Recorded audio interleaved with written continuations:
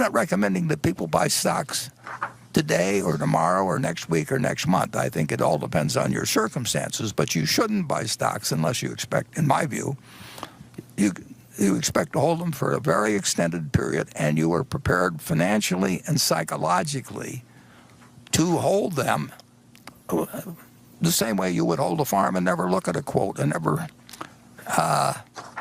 never pay it.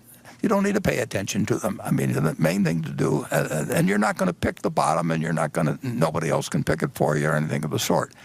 You've got to be prepared to, when you buy a stock, to have it go down 50% or more and be comfortable with it as long as you're comfortable with the holding. And I pointed out, I think a year, maybe 2 years ago in the annual report, just the one before this most recent one, I pointed out that there have been 3 times in Berkshire's history when the price of Berkshire stock went down 50%. 3 different times. Now, if you owed it on borrowed money, you could have been cleaned out. There wasn't anything wrong with Berkshire when those 3 times occurred. But if you're going to look at the price of the stock and think that you have to act because it's doing this or that, or somebody else tells you, well, I mean, how can you stay with that when something else is going up or anything? You've got to be in the right psychological position. And frankly, some people are not really careful. Some people are more subject to fear than others. It's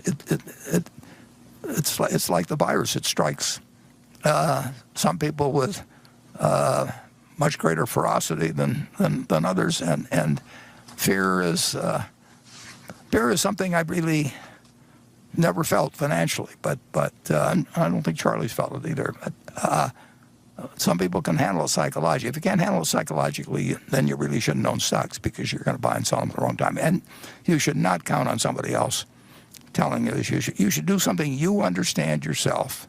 If you don't understand it yourself, you're going to be affected by the next person you talk to. And so you should be in a position to hold. And I don't know whether today is a great day to buy stocks. I know it will work out over 20 or 30 years. I don't know whether it'll work out over 2 years at all. I have no idea whether you'll be ahead or behind on a stock you buy on Monday morning. Crypto fam, welcome back to the channel. Aaron here from the Bitcoin Bros coming back at you with another cryptocurrency video today that you just saw in that clip right there. That was Warren Buffett telling you why you should hold on to stocks, assets over a long period of time because you don't know what's going to happen next week, next month, or even next year. Yes, we have these trends in the Bitcoin cycle every 4 years after the halving, around a year and a half after. Bitcoin tends to top out. Does that mean it's going to happen this time? Maybe not. But what you should try to do is hold Bitcoin for the long term. This is why the Bitcoin Bros are so bullish on BTC, because the Bitcoin community believes in HODL, which is hold on for dear life. They buy Bitcoin to opt out of the traditional financial system to hold forever. With a lot of these altcoins, people are just trying to find the next 5, 10, 15x gains. So it's a completely different mindset. People are buying Bitcoin to never sell it. And a lot of the altcoins, people are just buying it to get a 10x, a 20x, a 30x. It's completely different. And this is why our strategy is to try to trade altcoins to get more BTC and hold Bitcoin for the long term, because we know where it's going over the next 10, 15, 20 years. That is our strategy on the channel, and that's what we try to tell our subscribers. Not financial advice, obviously. But I think taking that Warren Buffett approach is definitely the way to go. You can see the chart here. Over a couple of days, it's hard to predict Bitcoin. It's very, very volatile. Over years, it goes up and to the right, but over decades, you can see that it really has that parabolic movement. And it's actually kind of sad that Warren Buffett is 90 years old. He doesn't really understand Bitcoin. He calls it rat poison.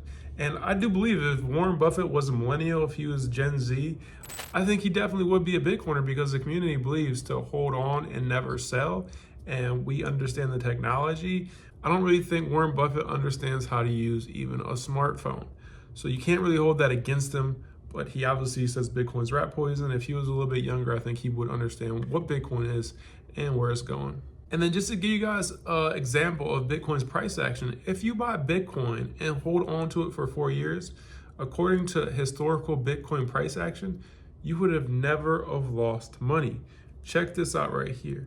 If you bought Bitcoin, let's say 4 years ago from April of 2024, you go back to April of 2020, and you can see right here, Bitcoin's price was around $8,200. So if you got Bitcoin 4 years ago and held it to today, that's around an 8x.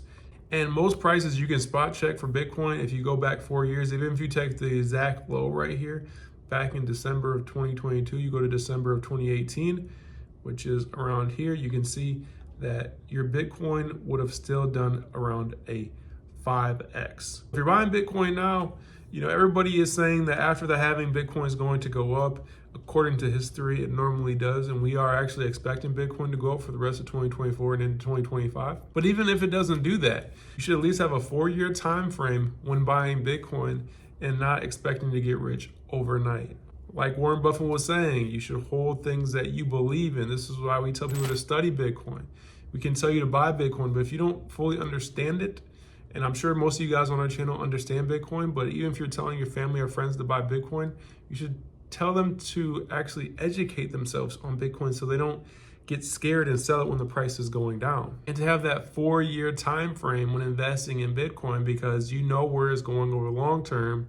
And this is what's so different between Bitcoin and a lot of these cryptos, is because people just want to buy cryptos to find the next 100x gem. That's what they're looking for, 100x gains, want to get in and get out at the top. People in Bitcoin want to hold for the long run. I know there are some exceptions to some altcoins like Ethereum, it's performed pretty well, but most of these altcoins go away. There's a lot of pump and dumps. A lot of these meme coins aren't going to be here in 10 years. You can see gold's annual inflation rate is 1.45%, while Bitcoin's inflation rate is now less than that at 0.84%. So now Bitcoin is actually more scarce than gold. It's a harder asset. And then we have another halving coming up in 4 years from now in 2028, which is going to just cut this number down even further. And we really think it's important for the everyday person to really understand this. You're working for money and they print it out of thin air. With just using your salary and investing in the S&P 500, it's not enough in today's age, because you're basically, any money that you put in the S&P is basically keeping up with inflation. So, you know, they're printing all this money. You need to invest in something, because if you don't, you're just going to lose your purchasing power. Bitcoin is the right choice because you can't print any more BTC. And as you just saw, it is now harder than gold in terms of inflation every year. And I thought this too was pretty interesting. A man found his grandmother's savings 18 years after her death. And these 2 peso bills aren't even in circulation anymore. You can see in 2006, they were worth around 64 cents USD. Now they're worth less than 0.002 USD. So we know that the United States government is going to print more and more dollars, which is going to cause the United States dollar to continue to lose value. Real estate will continue to go up. The S&P will continue to go up. Bitcoin will continue to go up. But what's even worse is that the United States is the world reserve currency, which means it is the strongest fiat currency, and all of these other currencies lose way more when the United States dollar has inflation. For example, if the United States dollar has 5% year-over-year inflation, down in Argentina, they may be having 100% year-over-year inflation. So it's even worse in third world countries that have crazy amounts of inflation every single year. And that's why Bitcoin is important. And I know some of these billionaires in the crypto and Bitcoin space say they don't really care about the price of Bitcoin, but the price is what gives Bitcoin value. Bitcoin has to continue to go up to help people in these third world countries opt out of their traditional financial system, opt into Bitcoin, and be able to save in a strong currency. So that's really it, guys. I just wanted to share that with you in today's video. I hope you find it valuable. Make sure to hit that like button if you did. My name is Aaron from Bitcoin Bros. I'm out. I'll see you guys in the next one. Have a great rest of your day.